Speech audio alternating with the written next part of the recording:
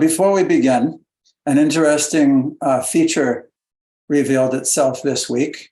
So I just want to, it's a very general topic, but there was a specific example of it. So I want to bring it up so that we can understand how to apply it under all circumstances. The descriptions by Lord Kapila became quite detailed, especially the parts about the man and the woman and their relationships in this material world between males and females of all species. And Kate wrote a nice forum expressing her viewpoints from after reading that. And then Premananda wrote his understanding.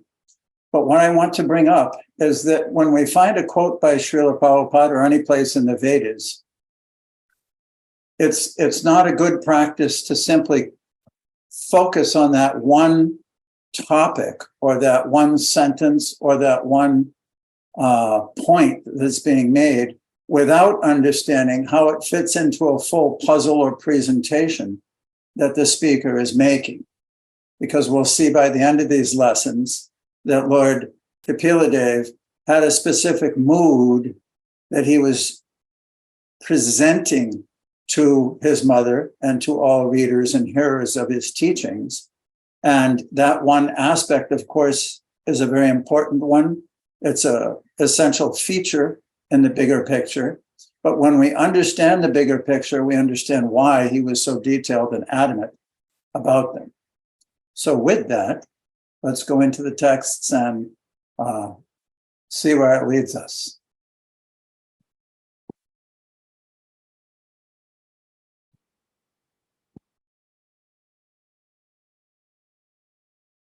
This is the end of April's study with lesson 9 and May's study with lesson 1.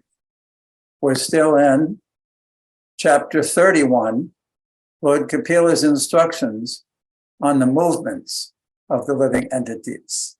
So Samapriya, you want to please choose some readers and guide us through that? Hare Krishna, everyone. Yeah, this is a place in the Bhagavatam where actually our false ego and identity with the body is absolutely being challenged. And obviously, as conditioned souls who are rebellious by nature, will automatically reject this. So let's try to see this with an open spiritual mind and understand it in reference to the supreme goal of life, as my husband was describing. Let's begin with Shyam Govinda. Would you like to read this? Yes, thank you. Hi, Krishna, everyone. Srimad Bhagavatam 331, texts 34 to 35. Lord Kapila continued, one should not associate with a coarse fool who is bereft of the knowledge of self-realization and who is no more than a dancing dog in the hands of a woman. The infatuation and bondage which accrue to a man from attachment to any other object is not as complete as that resulting from attachment to a woman or to the fellowship of men who are fond of women.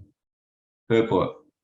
There are many reasons for our conditional life in the material world, but the topmost of all such causes is the association of women, as will be confirmed in the following stanzas. In Kali Yuga, association with woman is very strong. In every step of life, there is association with woman.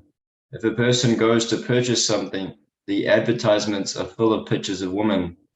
The psychological attraction for women is very great, and therefore people are very slack in spiritual understanding. The Vedic civilization, being based on spiritual understanding, arranges association with women very cautiously. Out of the 4 social divisions, the members of the first order, namely Brahmacharya, the third order, Vanaprastha, and the fourth order, Sannyas, are strictly prohibited from female association.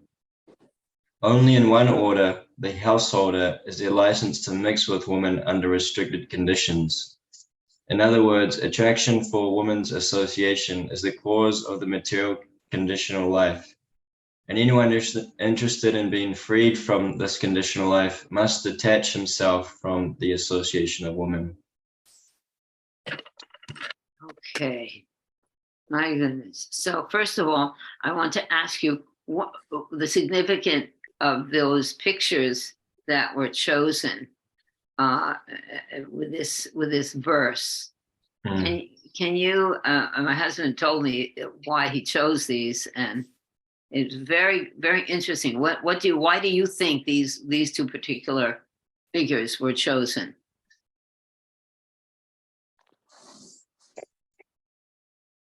For 50 points. Yeah, no one knows the mind of the great Dhruva Maharaj Prabhu, but so the pass. You pass. Anyone Yeah. else could have a vague suspicion of why this was chosen? It's a polarity. It shows the polarity. When you go to a restroom, you either take the man's restroom or the woman's restroom, but it shows that the more we emphasize the differences, the more there is this magnetic attraction. It's interesting. I saw that they're the same size and the woman is coming first. Okay, I think we need some help from the boss. Patti, you want to tell everyone what was your motivation from choosing this? Unmute. Basically, when I looked up to try to find an image of men attracted to women, which is the theme of both these verses, there were all kinds of more or less sensual images, and they were individuals that exuded a particular mood.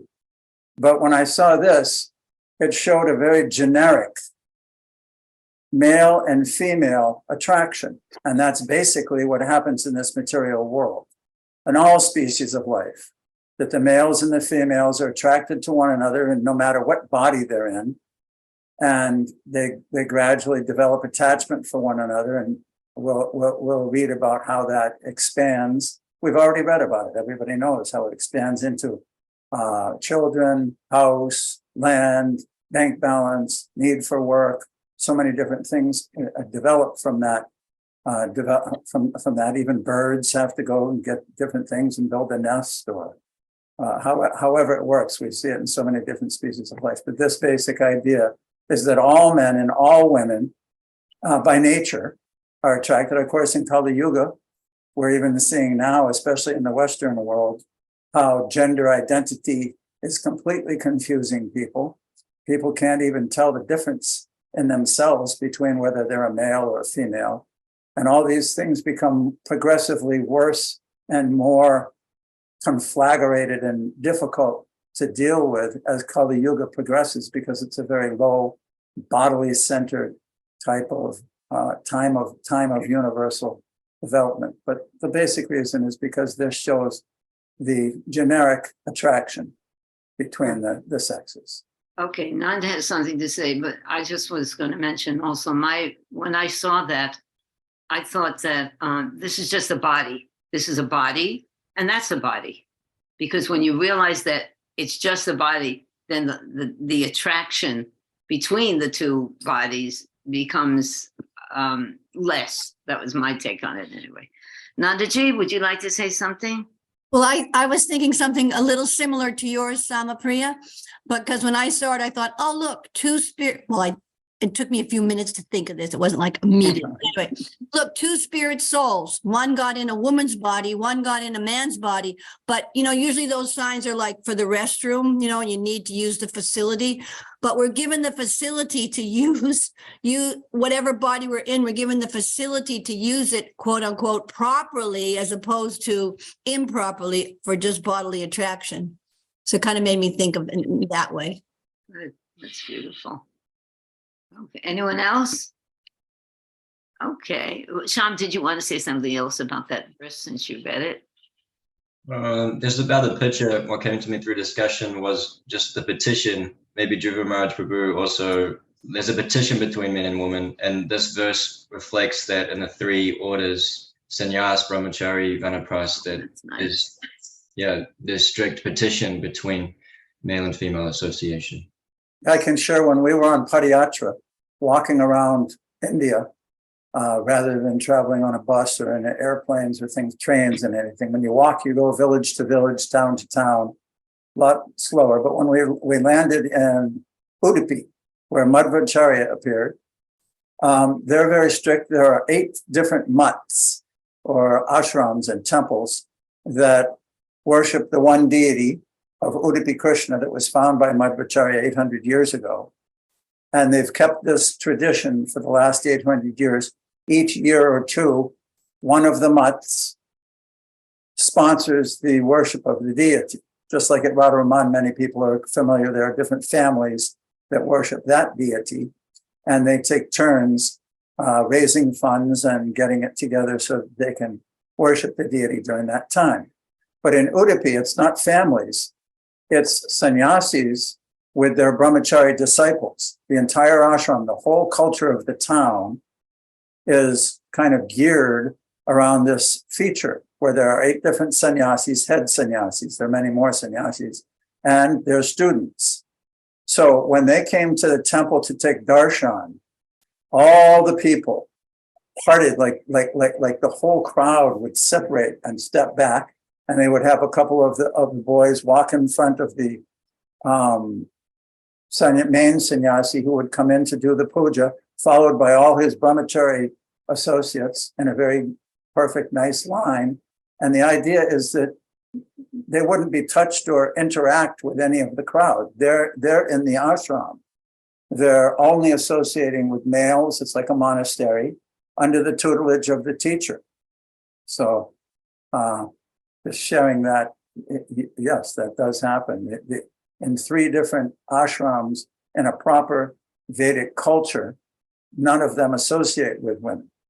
The sannyasis, vanaprasts, maybe with 1 or 2, and brahmacharis don't associate at all with women. None, 0. And then the grihastas, of course, have their interactions. Kali Yuga, not possible. We saw that with Srila Prabhupada.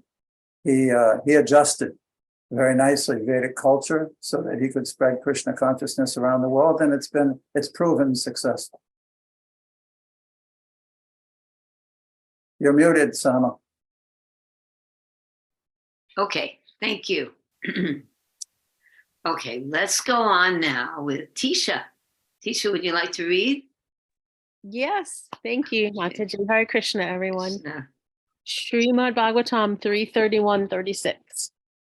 At the sight of his own daughter, Brahma was bewildered by her charms and shamelessly ran up to her in the form of a stag when she took the form of a hind. Purport by Srila Prabhupada. Lord Brahma's being captivated by the charms of his daughter and Lord Shiva's being captivated by the Mohini form of the Lord are specific instances which instruct us that even great demigods like Brahma and Lord Shiva, what to speak of the ordinary conditioned soul, are captivated by the beauty of a woman. Therefore, everyone is advised that one should not freely mix, even with one's daughter, mother, or sister, because the senses are so strong that when one becomes infatuated, the senses do not consider the relationship of daughter, mother, or sister. It is best, therefore, to practice controlling the senses by performing bhakti yoga, engaging in the service of Madan Mohan. Lord Krishna's name is Madan Mohan, for he can subdue the god Cupid or lust. Only by engaging in the service of Madan Mohan can one curb the dictates of Madan Cupid.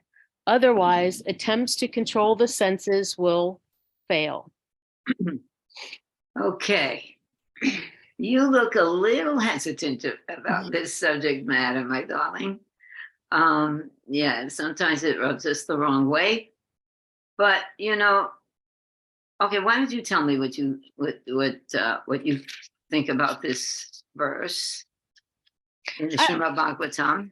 I think it's hard for someone to say a father shouldn't associate with his daughter. I think that was the premise really of what Kate when I read what Kate wrote, it just was reminding me the time I had with my father was irreplaceable. There was never any inappropriate, experience there for me. And so I just think it's hard for if you're saying don't associate, a father shouldn't associate with his daughter, to me, that sounds a little extreme. Well, we have to take it, my conclusion for that is that we have to take it with a little inappropriate. The word inappropriate must be there. Certainly for a father, generally speaking, even we see it throughout the Bhagavatam with Devahuti and Kardama and Swayambhuva Manu. I mean, all of the daughters of the great fathers are deeply loved by them and completely protected by them. This is not a statement that shows neglect, that if you have a daughter, don't go near. It means to associate in a chaste manner as a father, as a protector, because actually to a father, his little girl is very, very, very precious. And but we see as the Kali Yuga progresses, this becomes perverted. And but I think that in understanding all of these verses, we have to understand the word appropriate. The highest way to associate. And unfortunately, that we don't see that in the Kali Yuga. But when this was spoken, it's certainly in the Satya Yuga. These things were the people were the representatives that we're hearing about. They are on the highest platform. But even then, this is being said in the Bhagavatam to warn inappropriate association, how sinful it is and how it messes up society. What to speak of the child? You see, the whole argument of Arjuna at the beginning of the battle was based on what would happen if all the men were killed. And also, you brought up a really good point. Swayambhuva Manu loved Devahuti. It's not that he neglected her or didn't spend time with her, but just kind of feathering through the events. When a girl reaches puberty and her body starts to change and transform, then in Vedic culture, it's the perfect time for her to find a man who will be her life's mate. So therefore, Swayambhuva Manu made arrangements so that Devahuti at that time would be with Kardama Muni. That's why he was bringing her to him. It wasn't neglect. It wasn't neglect at all. If we go back to that verse, I have a Kali Yuga memory, but I think there was a description of how he felt remorse. He had to let go of his dear child. So that also is a natural feeling that a father has so much love. He just had to leave because he was feeling so much love for her, So actually, as we go through this section more and more, we will go deeply into it so that our understanding is also expanded. But that was excellent. Go ahead. Go on, Sorry. Madhurya. Go ahead. No, I was just going to say that's an excellent foundation from where to progress. But go ahead, Madhurya. Yeah, I was just going to say, I think there's a cultural gap here too, because the Eastern cultures are very different than the Western cultures, for one thing, but that doesn't mean that those same principles don't apply. Right, exactly. But, that is a lot of stuff that we read about men, women, children, all that. It's for people who are in the East, it's easier to accept it because that's how they're raised. The Muslims are like that. There's many cultures even some of the traditional Jewish cultures are like that, right? Yes. There's segregation between men and women, and actually I live in religious cultures. Yeah. I live in an area where it's they're Hasidic Jews here, and they're separated when they go to their synagogue. Men are on one floor, and the women and children are on another floor. Right. So that's true. So I think that exists And yeah, the love is there, like you said, you know, the love is there. But we also see, we've seen that incest happens, right? The kids Yeah. get abused, right? Another So- thing is we are studying the Vedic culture. I even hate to use that word culture, because this is something that applies to all human beings. The Vedic knowledge. This knowledge is for every living being. So we don't want, and then we can see the similarities between the different religions, because any religious system, Orthodox religious system, would institute the same thing, and they all basically come from the Vedic system. You know, But so this is more than a culture. Tisha? The thing that I guess affects me is just the social justice aspect of it, because people read things like that and then they act inappropriately. Like, for instance, the women, girls, babies in India, if you're female, there's a good chance you're not going to get the best care or education or anything. Even in America, if someone's reading those statements, they may not, men may not want to care for their female children. It's just the idea of misinterpreting. Right. And why do we, and how do we get away from that? How do we get away from the misinterpretation?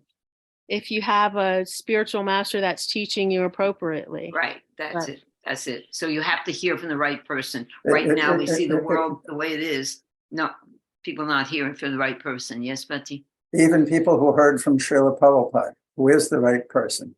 We experienced it in our lives. We were brought up in Western countries, Western United States, mostly for the most part. And a lot of people, when these verses were read, left their families prematurely, and it created a lot of havoc. It's a valid point.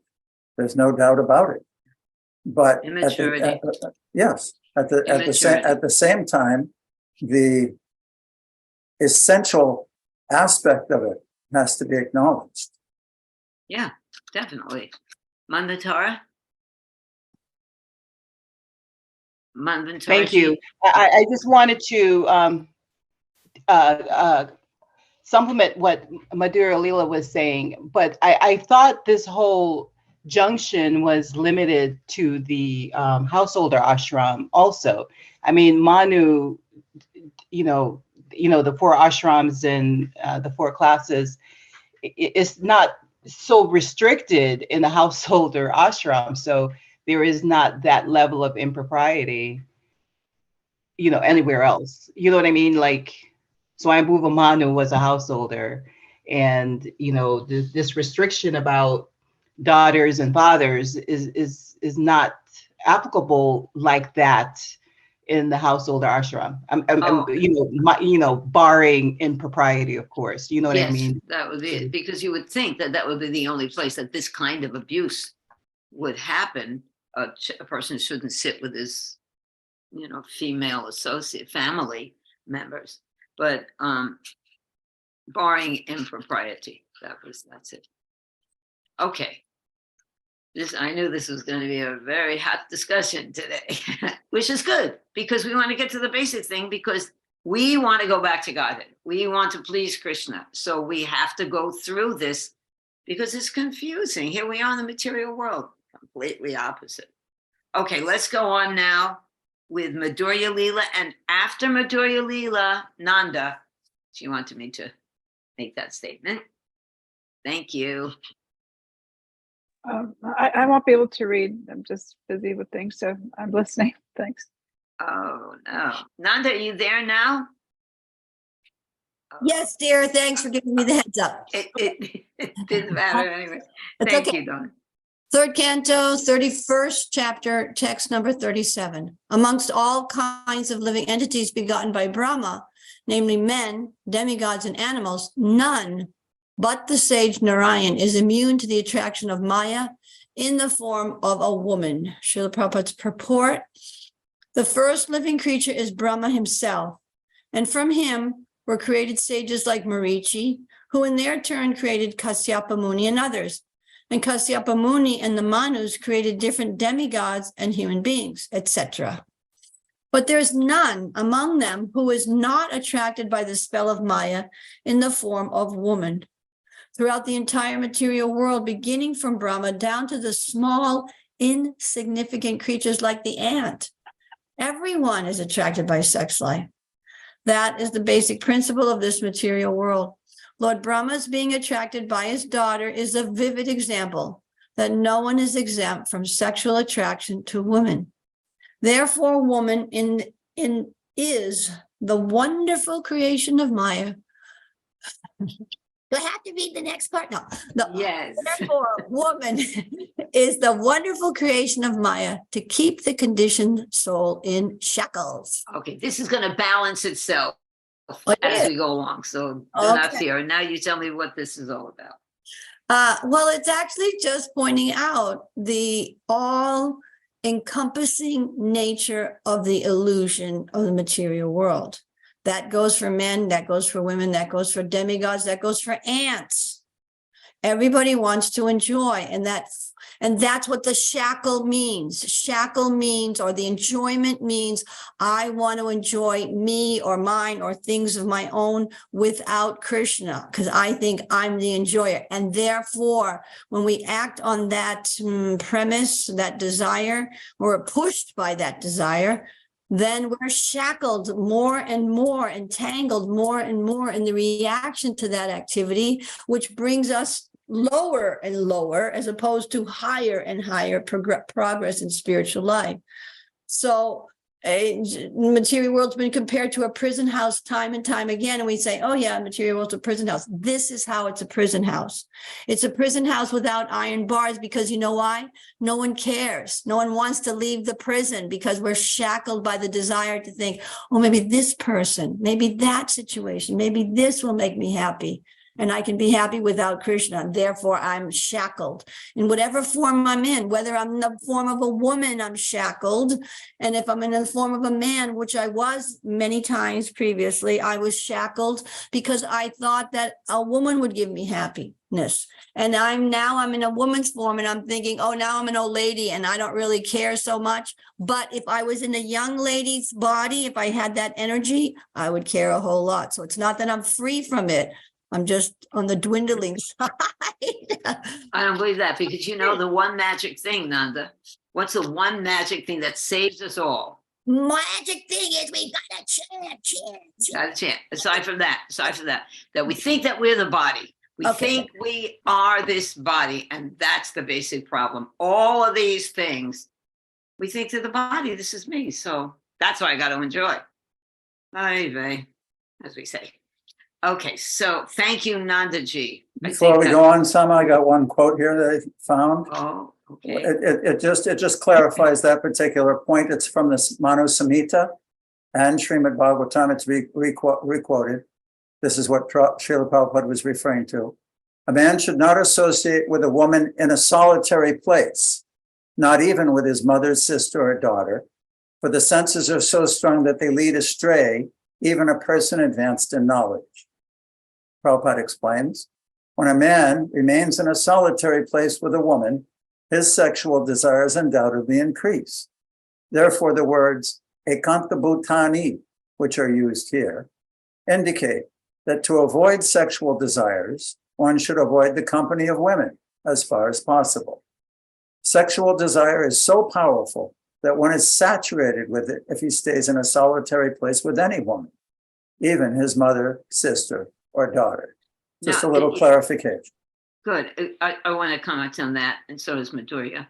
But it's not that this is, sometimes it's not intentional, right? It's not that this father is evil and he wants to abuse his child. That could happen, unfortunately. But the initial thing is to keep to this Vedic culture, to protect one, to follow these ordinances, because we are subjugated by the modes of nature. This is not being suggested as a punishment. It's a guideline by which to live, because we're under the control of the modes of nature. And when this is said, it's not that one species is being hated and another species is not being hated, or the men and the women, because there's another verse about how women should see this. But it is a guideline how to live, to understand that we're not this body, because all of a sudden it comes up, comes up in a man of knowledge even. So anyway, I think that we can go on from here. Madhurya. Well, I was just going to say, and it's not age related either, because Prabhupada talks about that example of the king was taken to this 95-year-old who was on his deathbed and looked at his daughter, right? Then Yeah, he you want came to in tell that quick? and You want to tell that story? Does everyone know that story? I think most. Oh, Faye doesn't know it. You want to tell it real quick? okay, well, you can tell it, but I just want to say one other thing, that is that we've seen in our movement, very advanced devotees, right? Even with this, spiritual backing, there is still a possibility of falling down. Yeah, So, we have to adhere. nobody's immune. Right. We have to respect the Vedic scriptures that give us guidelines on how to live to protect ourselves and others. That's it. The The spiritual story real masters quick have is, fallen down, right? Even spiritual masters have fallen down. yeah, because, that's a whole other thing. But yes, that's a very dangerous situation. We cannot, Prabhupada said one thing about his Western devotees. He said, you are not afraid of Maya enough. Regarding that, the story of the king and his counselor is a clear story that Srila Prabhupada told. One time a counselor to the king, who was a Brahmin, was explaining to him that these principles of sex attraction, even in old age. Srila Prabhupada gave the example. He said when he was in Paris, he saw like a 75-year-old man paying money to go into a strip club. And he said, just see, this is perfect example of how that sex attraction, even in an old body, continues. So the counselor was explaining this phenomena to his king, and the king said, I really don't believe it. When you get old, it has to dwindle. So some time went by. And then the counselor knew of a man who was on his deathbed, an older gentleman.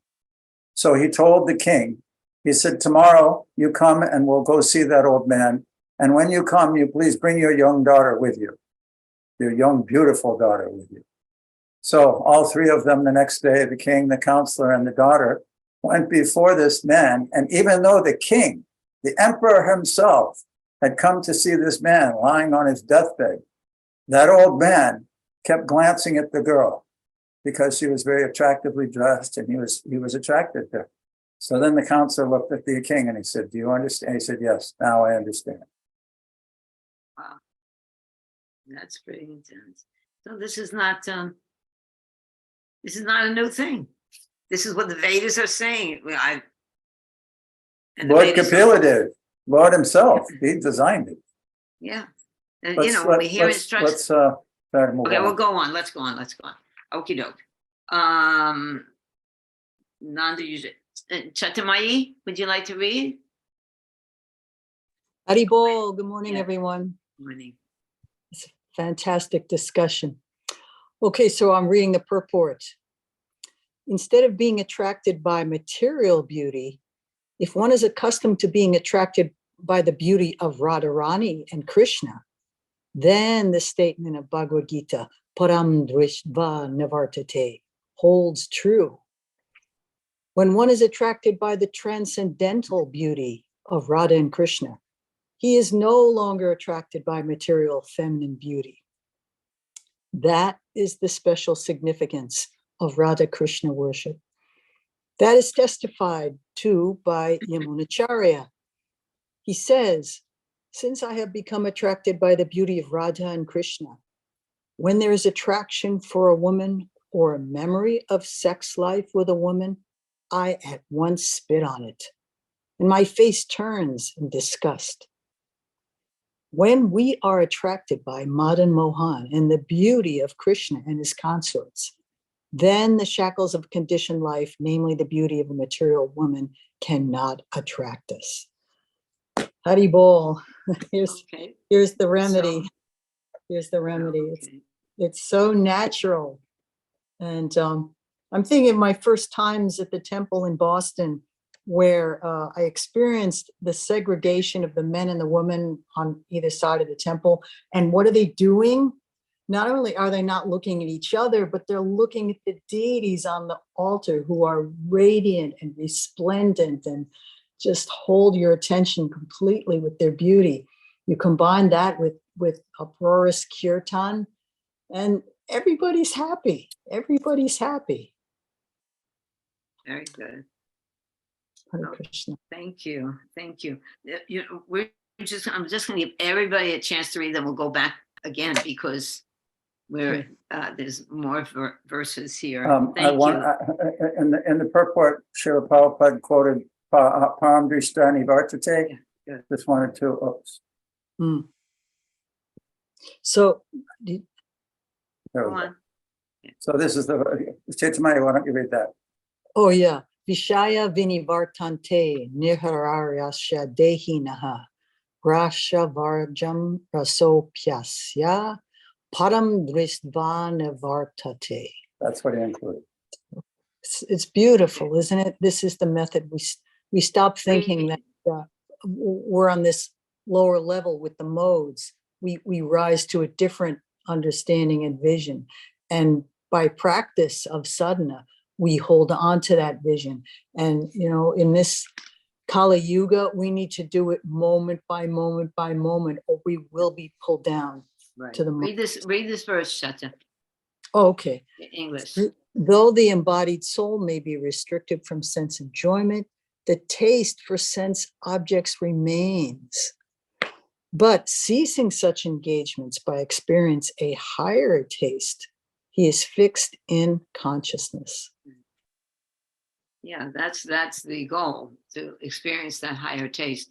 But still, we see examples in our own lives and the Vedas that it's very easy to fall down. But the point, I think one of the most important points is that the remedy is given. Right. It is there. It's not that it's because these great sages and great demigods and everybody else has fallen victim. Therefore, what is our chances?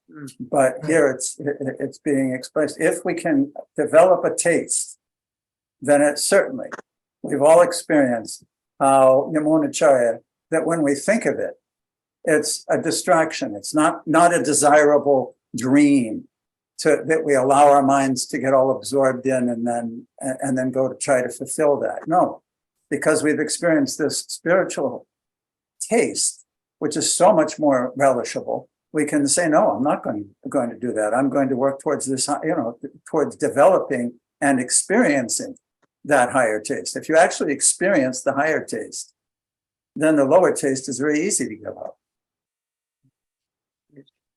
Thank you.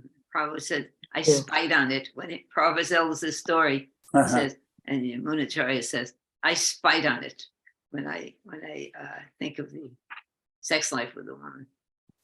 All right, let's go on now. Faye, nice to see you back here, Faye. And also there's Rath Yatra in Clearwater today, so I think that's the peak. A lot of our students have gone there. Faye, would you like to read? Yes, Mataji, thank you. Hare Krishna, everyone. Srimad Bhagavatam 3.31.39. One who aspires to reach the culmination of yoga and has realized himself by rendering service unto me should never associate with an attractive woman, for such a woman is declared in the scripture to be the gateway to hell for the advancing devotee. Purport by Srila Prabhupada. Here the word pratilabdha, atma labdha occurs. Atma means self, and labdha means gain. Generally, conditioned souls have lost their Atma or self, but those who are transcendentalists have realized the self. It is directed that such a self-realized soul who aspires to the topmost platform of yogic perfection should not associate with young women. The association of women is very much restricted in the Vedic civilization. Out of the 4 social divisions, the brahmachari, vanaprastha, and sannyas, 3 orders are strictly prohibited from the association of women. Only grihastras or householders are given license to have an intimate relationship with a woman, and that relationship is also restricted for begetting nice children. If, however, one wants to stick to continued existence in the material world, he may indulge in female association unrestrictedly. Okay, Patty, leave this picture on with the words. It is directed that such a self-realized soul who aspires to the topmost platform of yogic profession should not associate with young women. So even one might be on the highest platform, like Bhakti Siddhanta, one of his devotees, one of the women wanted to see him, and alone, and he wouldn't allow that. He wouldn't allow that because he was taking precaution. For example, of course, for example. So, but we're getting close to, anyway, that's one thing I wanted to say. Faye, would you like to comment on this? Sure, if you want to put the verse back up. Yeah, it's coming. I think in particular, if you first look at the verse, that gateway to hell is wide open for lust, anger, and greed. And lust is kind of a root source of getting off the track. Everywhere we look around us, the material creatures outside the window are focused very heavily on eating, sleeping, and mating and defending. It's right there in front of us. But as the previous verse had mentioned, if you look at all of this with a higher taste, then you understand that the eating, sleeping, mating, defending has to do with perpetuating the machines for more souls, the bodies to come in. It's quite an invention. We don't replicate souls. We can't produce souls. Krishna did. Our circumstances, why we're here, what we're doing. If we focus on Krishna and the message here from Srila Prabhupada of how to associate with one another and how to see each other as individual souls with the Paramatma in our individual hearts, if we concentrate on that, then the temptation and the association shifts a little bit. Right, exactly. And these verses tell us how. Yes. Right? They tell us how, and that's what we're studying. And it's not given to mankind because Krishna doesn't like us. No, it's not meant to be punitive at all. It's meant to be productively protective. Good. That's what I like. If you look at the earlier verses that we just read this morning, and you see the reaction of, oh, don't associate with women. No. This is wrong. Look at the societies that have taken that to such an extreme that there's burqa coverings. Women can't drive cars. They can't go to a doctor by themselves. It's a whole extreme look or take at what we were reading in the wrong way. Those women's souls are not being protected properly. They're being squelched.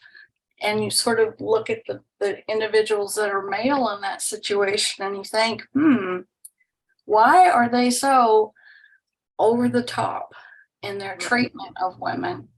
That Because definitely they is can't there. control their sexual That's- desires. That's So true. there's many aspects in this thing that's playing out. And then as Medora, I think it was Medora Leela pointed out earlier, or maybe it was someone else.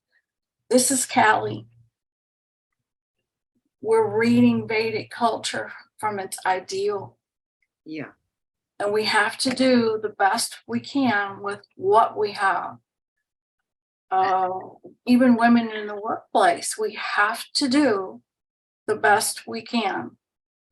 And my last professional job, I was the second oldest person in that office.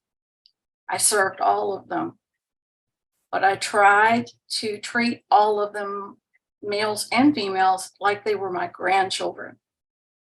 And the respect that I got back was really sweet because they looked at me as a grandmotherly type figure. And I tried to dress in a non-offensive way because one of my managers was Muslim. So I always had on long sleeves. I always dressed chastely, and I'm thinking to myself, okay, that's how a devotee dresses. I want to be a Vaishnava. I'm going to wear sensible secretarial office clothes to work, and I'm going to behave like a grandmother. I'm going to treat these employees with love. And that was the best work experience I've ever had, because earlier in my life, younger in my life, it was all helter-skelter, men and women mixing, and abuses of all kinds. So there's a lot of meaning in here. Yes. We want to go for that higher taste. We want to go for that higher paradigm of thinking. We are all servants. Go that way. See your sisters, your brothers as servants. Good. I could go on for days, but Okay. this is very deep. This is like, okay, you did great. Thank you. You did really good. And I'm glad that you brought all those points up. It's hard to put the Vedic culture in the Kali Yuga. There's no doubt about it. But then we have the holy name, so that's a good thing. I'll just say one, and we're going to go on. Thank you so much, Faye. Sham Govinda. Sham, would you like to read this? Srimad Bhagavatam 3:31-40. The woman created by the Lord is the representation of Maya, and one who associates with such Maya by accepting services must certainly know that this is the way of death, just like a blind well covered with grass. Purport. Sometimes it happens that a rejected well is covered by grass, and an unwary traveler who does not know of the existence of the well falls down, and his death is assured.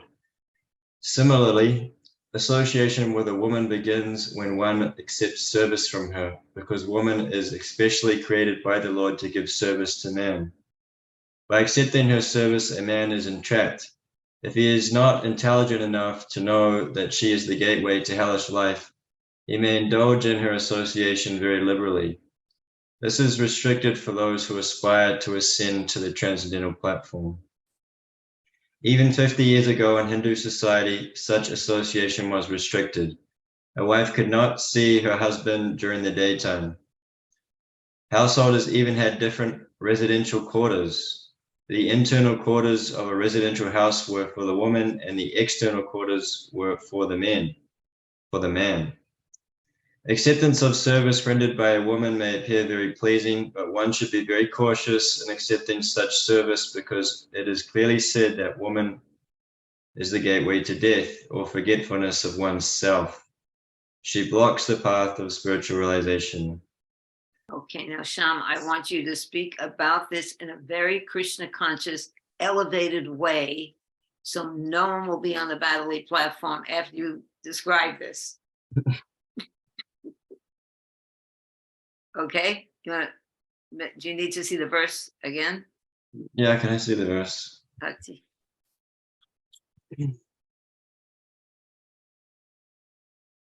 Well, Before I start, the Dhruv Maharaj Prabhu, could you just explain the relationship between the illustration and the text?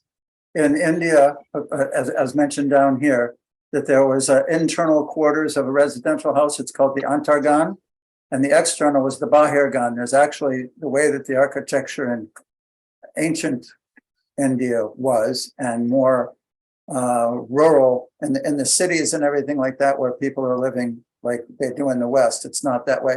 But this shows, there was a whole article that I found with this image of the courtyard houses of India. This is the internal area where the women would generally gather, and the outside part up the stairs here in different rooms, different places. Of course, the women had their special areas, but the point was, it's too bad Premananda isn't here. The way he's written his forum last week about growing up in Northeast India in a very rural environment, I'm sure there was some architecture like this in the village he grew up in.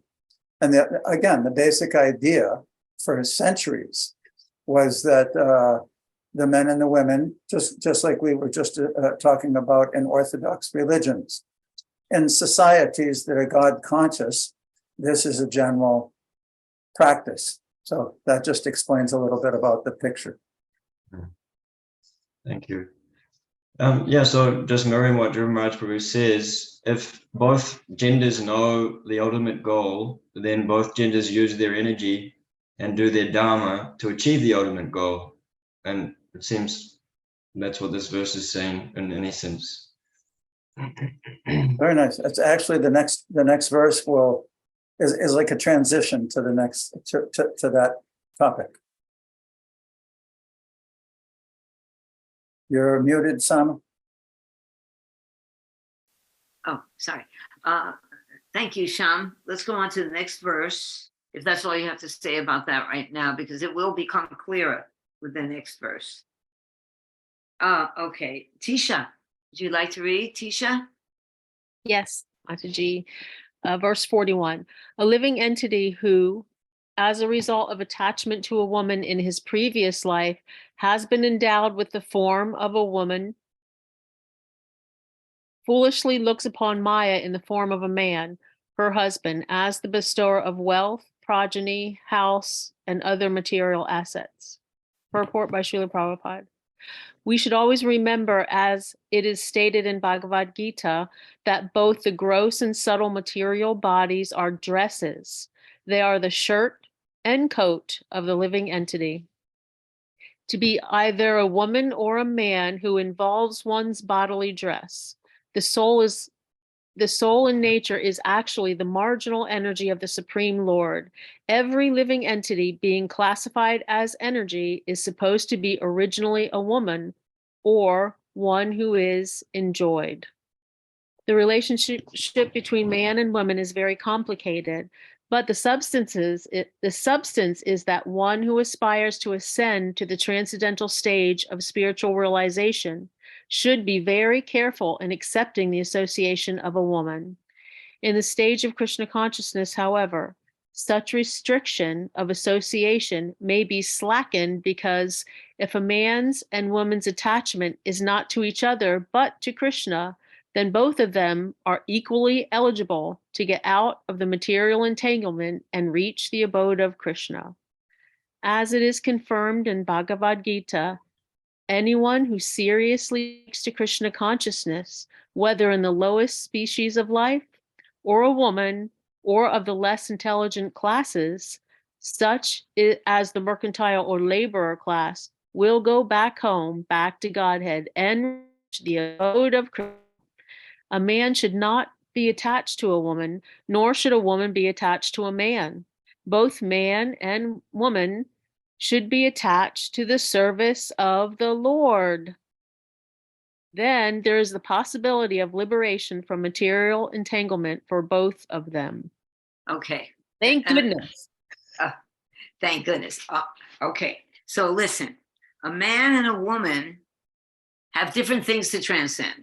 It's two different bodies. So there's a whole different things to transcend, right? So with that in mind, you can see that if a woman she has something else to do, she has to deal with her own ego and inclinations to transcend, and a man does also. So there's no question of who is better and who is worse. This body of a woman is a really good body to become self-realized and Krishna conscious because of the basic desire to serve. You see, that's my understanding. But you want to put that back, Patty, so Tisha can give her commentary on this.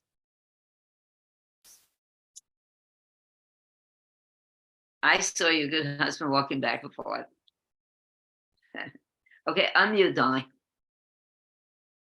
He's Actually, getting, actually nice to see it Wade up and walking around again. Yeah, Wonderful. really Good. good. That was- Really, he's really getting good. better. He's getting better. We can also read this, The picture? Yeah. The basic principle is that the wife will help the husband so that he may pursue Krishna consciousness. And similarly, the husband will help the wife to advance in Krishna consciousness. Okay. Yeah. So what do you think about this? Not, you said, oh, thank goodness. Why did you say, oh, thank goodness? Just because I know it's probably just the way my mind works or whatever, that, you know, just being so defensive or something for women, it seems like you're getting, you know, you're getting the lashes as a woman, you're getting, you know, berated, but then at the end of the day, it works the same both ways. And as the last sentence says, there is the possibility of liberation from material entanglement for both of them. So if we both are serving Krishna, if you're a man or a woman, then you both equally have the possibility for liberation. Of course. Now, but what you said is absolutely true. But still, we have to understand that we are not the body, because you're identifying with being a woman by fighting for the women because it's hurt, because you're identifying. What do you mean? I'm just as good as a man. We're not these bodies. And to me, that's a great relief. Oh my God, that's a great relief. You know, so, and unless, you know, there's a principle that everybody should be heard and no one should be abused. Bottom line, nobody should be abused by anyone. Abuse is not acceptable. But aside from that, just like the inappropriateness, it means that abuse is not acceptable. We are not these bodies. Let us not get hung up in the bodily concept. And everything that we do and say and explore is to make us understand that. And if we understand that, then we won't get depressed thinking that my false ego is hurt. What do you mean? If somebody says you're a woman, you can't do this.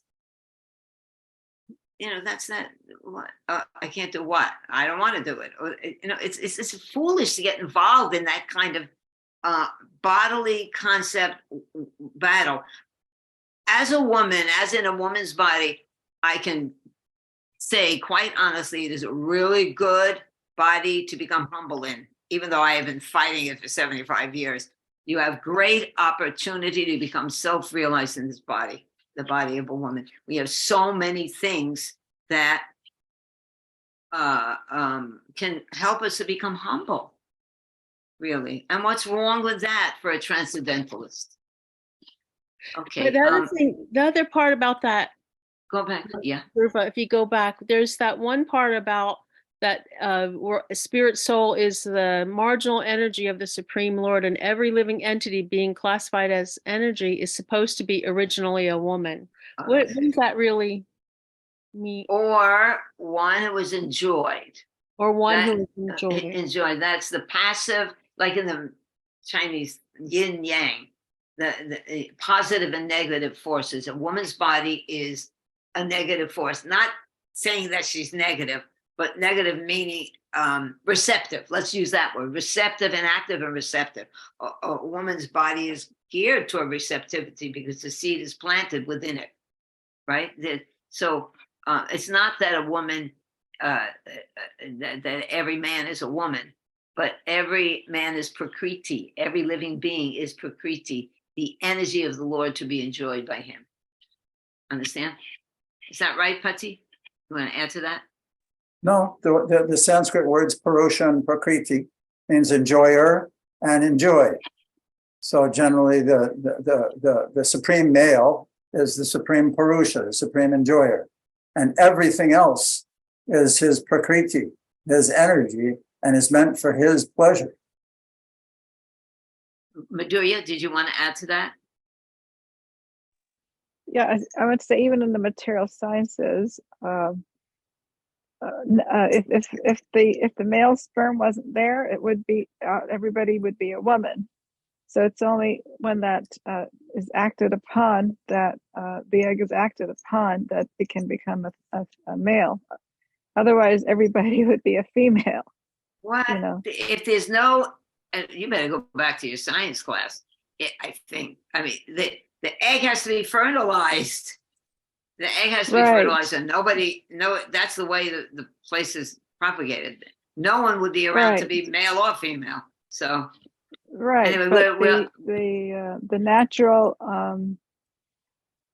natural tendency is for the female to be produced. So, anyways, you can read up on it, but that's how we were taught. That we naturally would be females, but because it's active, you know, because of the chromosomes. You're talking about the chromosomes. Yeah, then it becomes a male. But not, fundamentally, anyway, everybody becomes a female. Anyway, that's actually all right. Thank you for that. Wait a minute. I think Chaita wanted to say. Chaita. Hari Bol, I really appreciate your remark, Shama. That Samapriya Prabhu, that we really need to pick our battles and don't get involved in useless squabbles. Tisha was mentioning how she naturally wants to defend women because she is a woman. I can certainly understand that. And in that regard, I heard this really nice quote from a devotee this week, which is the presence of ahankar is shown by one's preferring to be right over being happy. Oh, that's a good one. That's a good one. Okay. Haribol. Thank you. Thank you. Madhurya, did you want to say something else? Madhurya Leela? Are you mad at me? She's mad at me. Madhurya, did you want to say something else? Your hand is no, I'm still sorry. raised. I didn't lower it. Sorry. Okay, Don. I hope I didn't say anything offensive to anyone, really. I'm going to take it. Because this is a very intense part of the Bhagavatam. Okay, thank you. Mambataraji, would you like to read this? Text 42. A woman therefore should consider her husband, her house, and her children to be the arrangement of the external energy of the Lord for her death, just as the sweet singing of the hunter is death for the deer. Purport. In these instructions of Lord Kapila Deva, it is explained that not only is woman the gateway to hell for the man, but man is also the gateway to hell for woman. It is a question of attachment. A man becomes attached to a woman because of her service, her beauty, and many other assets. And similarly, a woman becomes attached to a man for his giving her a nice place to live, ornaments, dress, and children. It is a question of attachment for one another. As long as either is attached to the other for such material enjoyment, the woman is dangerous for the man, and the man is also dangerous for the woman. But if the attachment is transferred to Krishna, both of them become Krishna conscious, and then marriage is very nice. Man and woman should live together as householders in relationship with Krishna, only for the purpose of discharging duties for the service of Krishna. Engage the children, engage the wife, and engage the husband, all in Krishna conscious duties. And then all of these bodily or material attachments will disappear. Since the medium is Krishna, the consciousness is pure, and there is no possibility of degradation at any time. Wow. Okay. What do you think about this, Manvantara? Yeah, it builds up to be very clear. Yeah. Yeah. Krishna is the center. And why does Prabhupada say that it's very dangerous? What this kind of attachment? Why Because is it it dangerous? just becomes sense gratification. It's just when you see the person, it just becomes a matter of sense gratification, literally self gratification, and not service of Krishna. It keeps us also in the bodily concept. Yes, yes, It yes, keeps us in the bodily concept. And this yes. is also applied to what Tisha was talking about. Sure. And Cheta also. It keeps us in the bodily concept. And when Mhm. we're in the bodily concept, watch out, man. We got our guns out. Yeah, No yeah, one yeah. can tell me anything about me. You know, it's Yeah, really heavy. It's really heavy. there is this pastime about this young, beautiful girl that was being pursued by a king, and she separated her material body by, separating her vomit, her stool, and all this other stuff. Because she was so beautiful, he was so attracted to her, and she was teaching him the lesson that, I'm not this body. She was self-realized. And he got it. He finally got it. But he was still attracted to her afterwards. So it was very nice that she taught him that lesson. Right. Liquid beauty, it's called. Liquid Yeah, beauty. liquid beauty. Okay, yeah. She said, oh, the king says, who are you? Where's that young, beautiful lady? And so she says, just hold on for a minute. I'll go get her. And she brings a big bucket with all the debris in it. There she is. Take her and run, Hare Krishna. Thank you. Thank you for that, Madhurya. That was good. All right, let's I think go on. Madhurya Leela has her hand Oh, up. Madhurya. Yes, my darling. So here's the references from NIH. It says here that during early development, all fetus genitalia are the same and phenotypically female. In other words, visibly they're female. So What's NIH? What is NIH? It's a National Institute of Health, and yeah, that's just that they're quoting it, but it's in research. It's like it. So they're all fetal genitalia are the same. In other words, female. They're phenotypically female. After 6 to 7 weeks of gestation, being in the womb, the expression of the gene on the Y chromosome induces the changes that result in the development of the testes. Yeah. So if that's not there, everybody would be female. Well, it is You know there. what I mean? Yeah, phenotypically everybody would be female. Yeah. I see. It starts out female. Yes. But, anyway, there are cowherd boys in the spiritual world also, actually. All right. Thank you. That's very interesting, actually. Let's go on now with Chetamayi. Oh, wait a second. Nanda, I don't know if she wants to read. Oh, no. Nanda Ji. Yeah, I'm here. Can you read this? Yes, ma'am. And then you're next, Cheta. Text 43, due to his particular type of body, the materialistic living entity wanders from one planet to another, following fruitive activities. In this way, he involves himself in fruitive activities and enjoys the results incessantly. Srila Prabhupada's purport, Lord Chaitanya says that the living entities bound up by fruitive activities are wandering in this way throughout the whole universe. And if by some chance or by pious activities they get in touch with a bona fide spiritual master by the grace of Krishna, then they get the seed of devotional service as pictured in the picture. After getting the seed, if one sows it within his heart and pours water on it by hearing and chanting, the seed grows into a big plant. And there are fruits and flowers which the living entity can enjoy even in this material world. That is called the Brahma Bhuta stage. In his designated condition, a living entity is called materialistic. And upon being freed from all designations, when he is fully Krishna conscious, engaged in devotional service, he is called liberated. Unless one gets the opportunity to associate with the bona fide spiritual master by the grace of the Lord, there is no possibility of one's liberation from the cycle of birth and death and the different species of life throughout the different grades of planets. Oh my goodness. Okay, so what's your understanding of this? And to also talk about this picture of the Bhakti Lata. Okay, so the beginning of the purport, Prabhupada says, he quotes Lord Chaitanya, how that the living entities are wandering throughout the universe. So Brahmanda Brahmite, Brahmanda is a universe. The living entity wanders from not just different species, which is happening on a particular planet at any time, but also through the chain of action and reaction, goes up to different planets, down to different planets, different universes. And there's another example given that it's just like a tortoise is coming up in the ocean for air.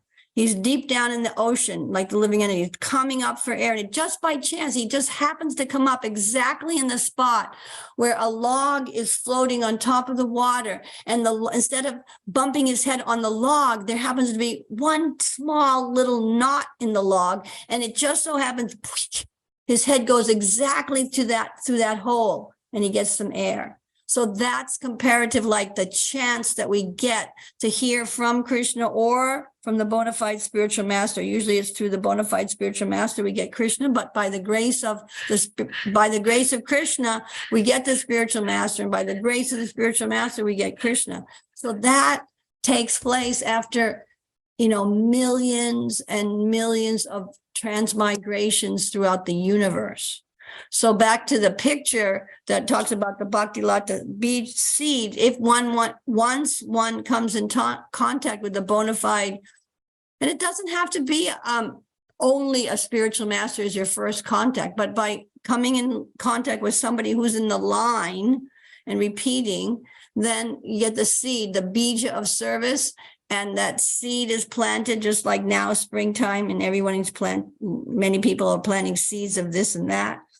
When you plant the seed, you can't just put the seed in the ground and then think, okay, now I'm going to get an apple tree. No, you got to plant it. You got to water it. You got to, wait for it to sprout. You got to make sure the birds don't come and chop it up and this and that and so many things. And gradually it'll grow. And if it's something like a fruit tree, well, hold on. That's going to take a while. And the ultimate growing of the plant, the ultimate fructification is the fruit. So just like with the Bhaktilata Bija, the ultimate fructification of devotion, the seed of devotional service is pure love of God. And that takes place after some time, just like a tree. The tree grows, the branches grow, the leaves grows, and then finally a flower comes. And then after that, maybe a fruit comes. So that fruit, that's the process. Yeah, very good. All right. So this Bhaktilata, you can see it says association of devotees that acts as a fence, a guard around the creeper of devotional service. That's also very important for the growth of this plant, the Bhaktilata. And how is it watered? Through Shravanam Kirtanam. So that's also. And as Nanda was saying, then the fruit comes. But when the fruit comes, it doesn't mean that you stop the process. Ihan malis seka nitya shravanadi chal. That means you continue watering the Bhaktilata even into the spiritual world. The process of devotional service never ends. So that's a very important point. Thank you, Nandaji. I'm so glad that you explained it so perfectly, actually. Just one question, Madhurya Leela, would you like to read? Because you said you didn't, but maybe you do now. Madhurya Leela? No, I'm doing You're different still doing services. things. Sorry. Okay. Chato, you want to go on? Hari Bol, thank you. That was a great explanation, Nandaji. Bhagavatam 3:31-44. In this way, the living entity gets a suitable body with the material mind and senses according to his fruitive activities. When the reaction of his particular activity comes to an end, that end is called death. And when a particular type of reaction begins, that beginning is called birth. Purport. Materialistic life involves a series of actions and reactions. It is a long film spool of actions and reactions, and one lifespan is just a flash in such a reactionary show. When a child is born, it is said to be understood that his particular type of body is the beginning of another set of activities. And when an old man dies, it is to be understood that one set of reactionary activities is finished. We can see that because of different reactionary activities, one man is born in a rich family and another is born in a poor family, although both of them are born in the same place, at the same moment and in the same atmosphere. One who is carrying pious activity with him is given a chance to take his birth in a rich or pious family. And one who is carrying impious activity is given a chance to take birth in a lower, poor family. The change of body means a change to a particular, means a change to a different field of activities. It is clear that a particular body is given to the living entity for a particular type of activity. This process is going on perpetually from a time which is impossible to trace out. So everything that Prabhupada says is so profound. We can spend tons of, like 3 months on each verse. But I think what I'd like to do is continue reading now so we can actually finish all these verses because time is running out. Is that okay? And if you have questions, let's just save them until the end for now. Just want to make one point that I brought up in the beginning, that if we just take one set of verses or one quote from Prabhupada and apply it, or from these books and from these teachings, then we get one point of view and one vision, which we all entered into, and that talks between male and female. But now what Kapila Dev is doing is he's kind of zooming out and explaining how the living entity and why the living entity goes through these different bodies. So just note that transition as we continue. Should I?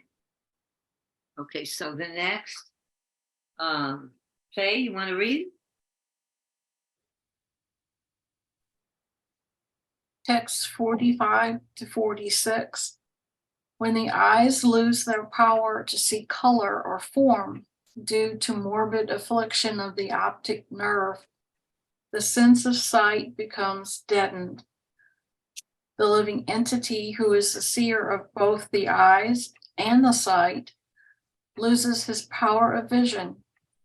In the same way, when the physical body, the place where perception of objects occurs, is rendered incapable of perceiving, that is known as death. When one begins to view the physical body of one's very self, that is called birth. When one begins to view the physical body as one's very self. No, that is called birth. Purport by Srila Prabhupada: when one says, I see, this means that he sees with his eyes or his spectacles. He sees with the instrument of sight. If the instrument of sight is broken or becomes diseased or incapable of acting, then he, as the seer, also ceases to act.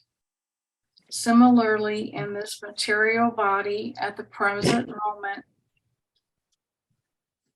the living soul is acting, and when the material body, due to its incapability to function, ceases, he also ceases to perform his reactionary activities. When one's instrument of action is broken and cannot function, that is called death. Again, when one gets a new instrument for action, that is called birth. The process of birth and death is going on at every moment by constant bodily change. The final change is called death, and the acceptance of a new body is called birth. That is the solution to the question of birth and death. Actually, the living entity has neither birth nor death, but is eternal, as confirmed in the Bhagavad Gita, na hanyate hanyamane. I'm not sure about that. Go on. The living entity never dies, even after death or annihilation of this material body. Wow. The interesting thing is when one begins to view the physical body as one's very self, this is called birth. I don't know if we want to do that anymore. Okay. So if you have something to say, let's say that for the end and continue on with Sham Govinda. Would you like to read this? Text 47. Therefore, one should not view death with horror, nor have recourse to defining the body as soul, nor give way to exaggeration in enjoying the bodily necessities of life. Realizing the true nature of the living entity, one should move about in the world free from attachment and steadfast in purpose. Purport. A sane person who has understood the philosophy of life and death is very upset upon hearing of the horrible, hellish condition of life in the womb of the mother or outside of the mother. But one has to make a solution to the problems of life. A sane man should understand the miserable condition of this material body. Without being unnecessarily upset, you should try to find out if there is a remedy. The remedial measures can be understood when one associates with persons who are liberated. It must be understood who is actually liberated. The Supreme Personality of Godhead is beyond the material creation. It is admitted even by impersonalists like Sankaracharya that Narayan is transcendental to this material creation. As such, when one actually engages in the service of the Lord in various forms, either Narayan or Radha Krishna or Sita Ram, he is understood to be on the platform of liberation. The Bhagavatam also confirms that liberation means to be situated in one's constitutional position. Since the living entity is eternally the servitor of the Supreme Lord, when one seriously and sincerely engages in the transcendental loving service of the Lord, he is situated in the position of liberation. One should try to associate with a liberated person, and then the problems of life, namely birth and death, can be solved. Rupa Goswami advises that if one renounces anything which could be applied in the service of the Lord and does not use it for that purpose, that is called Falgu Vairagya. Is that correct pronunciation? Yeah. Insufficient or false renunciation. Everything belongs to the Supreme Personality of Godhead. Therefore, everything can be engaged in the service of the Lord. Nothing should be used for one's sense gratification. That is real renunciation. Nor should one unnecessarily increase the necessities of the body. We should be satisfied with whatever is offered and supplied by Krishna without much personal endeavor. We should spend our time executing devotional service in Krishna consciousness. That is the solution to the problem of life and death. Wow. So this kind of clears up a lot of stuff. What do you think, Sean? Very, very encouraging. Yes. Do you have something to add to this or explain?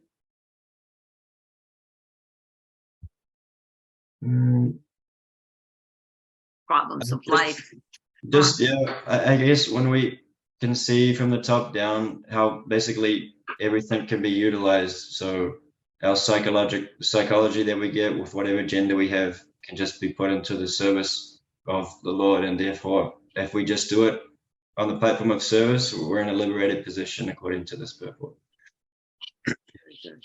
Okay, we have one more verse and then we're going to ask for questions again. I forgot that. Thank you, Sean.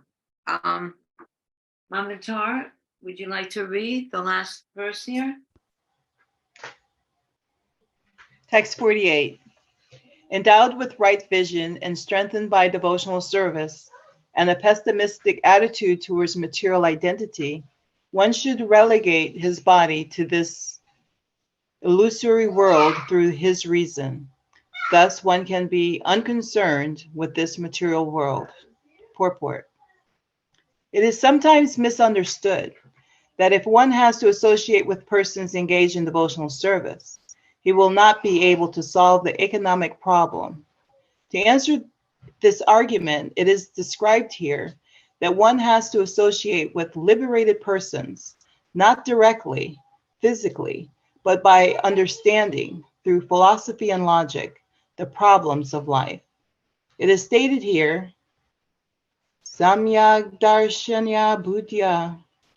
One has to see perfectly, and by intelligence and yogic practice, one has to renounce this world. That renunciation can be achieved by the process recommended in the 2nd chapter of the 1st canto of Srimad Bhagavatam. The devotee's intelligence is always in touch with the Supreme Personality of Godhead. His attitude towards the material existence is one of detachment, for he knows perfectly well that this material world is a creation of illusory energy. Realizing himself to be part and parcel of the Supreme Soul, the devotee discharges his devotional service and is completely aloof from material action and reaction. Thus, at the end, he gives up his material body or the material energy, and as a pure soul, he enters the kingdom of God. Can you also read the verse? Oh, Sure. Srimad Bhagavatam, Canto 1, Chapter 2, Text 7. Vasudev Bhagavati Bhakti Yoga Prayojita Janayati Ashu Viragyayam Jananam Chayat Ahitukam. By rendering devotional service unto the personality of Godhead, Sri Krishna, one immediately acquires causeless knowledge and detachment from the world. Isn't that the one you recite, Prabhu, in the before class? sometimes they quote it, but I didn't quote that one. No, I've quoted another one that's just offering obeisances to the Lord.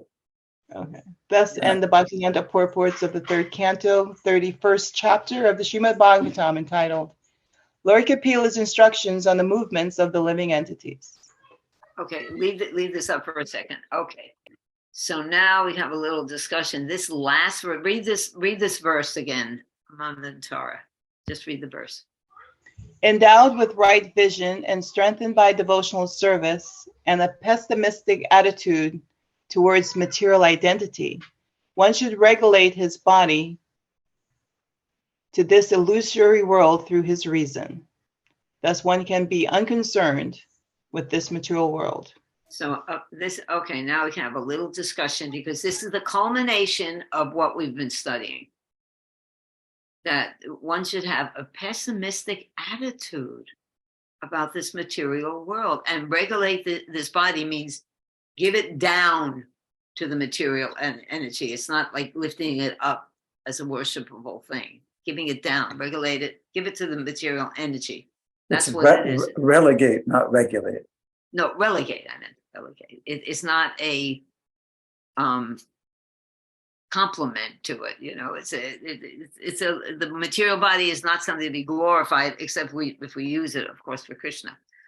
So this for me is really wonderful. Wonderful. When I see that word pessimistic attitude toward material identity, I become very, very, very happy and strong because, you know, it doesn't go well for all of us, this material body. We should be pessimistic about it. And there's Tisha laughing. Okay, Tisha, let's hear what you got to say about this, sweetie. This is how it was reading these 2 weeks. I felt like it was like, wow, you're getting lashed, like this chain and this problem and this and this. And I just felt like I was down in the pit. Oh my God, this is so overwhelmingly insurmountable. And then when you read 47, that was like my, yes, we can do this. 47 was the verse for me. That's One should not view death with horror, nor have recourse to divine soul, nor give away to exaggeration, enjoying the bodily necessities of life. Realizing the true nature of the living entity, one should move about in the world free from attachment and steadfast purpose. how cool. She is so excited about that. See, now that's better. It was like my battle cry. Good. It's wonderful. And it's wonderful. Now we don't have to defend our material situation. We've done that for billions of births. Now we have to act with a pessimistic attitude. I love that one. Okay, Cheta. I don't know how to follow that. That was great, Tisha. I was just looking up the definition of relegate. I thought it was a great word that Prabhupada used, and it means to consign to an inferior or obscure place. Yeah, Yeah. that's your material. You give this body up to that inferior place, Yeah. and you go up to the spiritual place. You know, Yeah. because it is, this body is good as long as you use it for Krishna. Otherwise, it's all problems. Right. Okay, Thank you. good. Anyone else have some? So we're all determined, right? We're all determined. We'll help each other. We're all determined. You know, you don't walk around being a pessimist about everything, because we were being positive about everything, because we're devotees and we're looking up. Sham. Yeah, when I was growing up watching movies, this like idea of a jailhouse lawyer, it always like called to me that like you go to jail and then you use the facility to free yourself. I think that's the most of course we don't do it ourselves, but I think it's the most uplifting thing in Krishna consciousness, that if we apply ourselves, these same attachments in different ways, in the right consciousness, we can get out. Good. That's good. Be careful, but that's very good. We have to be careful of that, because, you know, Maya is stronger than we are. But definitely, we can't give up our responsibilities. We have to use everything for Krishna. We have a nice relationship in our family, so that we're trying to become a Krishna conscious. There can't be a better situation. If you have two people who are married and they are interested to go back to Godhead and help each other, that's like a harbor. Prabhupada called it. It's a harbor for the husband and the wife. You know, we're here, we're with each other. Let's use this to achieve the goal of life. So, Pati, do you have something more that you want to enlighten us with? No, I'm just appreciating Lord Kapila Dev, the Parampara. These are the real essential topics of life: how to become, how to view this world, how to live in it, understanding of the guidelines, why they're given, and then the details are there as you go through life subjectively, each one of us, and apply them. But at least we know how the mechanics of the whole place is working and what the goal is and how to proceed toward that goal. Yeah. Pray to the Lord for his mercy to attain it. Right. And these instructions that we're being given are very important. We have to curb our He actually advented to bestow that knowledge. Right. And curb our material tendencies, to hear things in a material way, because nothing's ever fair in the material world. It has within its fiber misery. So, there's not, but we have now this wonderful philosophy. Anyone else? Nandaji, you want to shed some light before we leave? Nanda? I think she's busy. Nanda? Okay, she is busy. Anyone else have something to say? Thank you, then, everyone, for coming. Before we do, I sent out in the email, next week we're headed out of town, and the week after that is the Jacksonville Rath Yatra. So for the next 2 weeks, there won't be Zoom reviews. The last Saturday in May will be our next one. So wishing you all the best. Hope to see you then. Okay, Hare Krishna. Vanchakalpatarubyascha, kripa sindhubhyavcha, patitanam pavanebhyo, Vaishnavebhyo namo namaha. Hari Hari. Hare Krishna, Hare Hare Bo.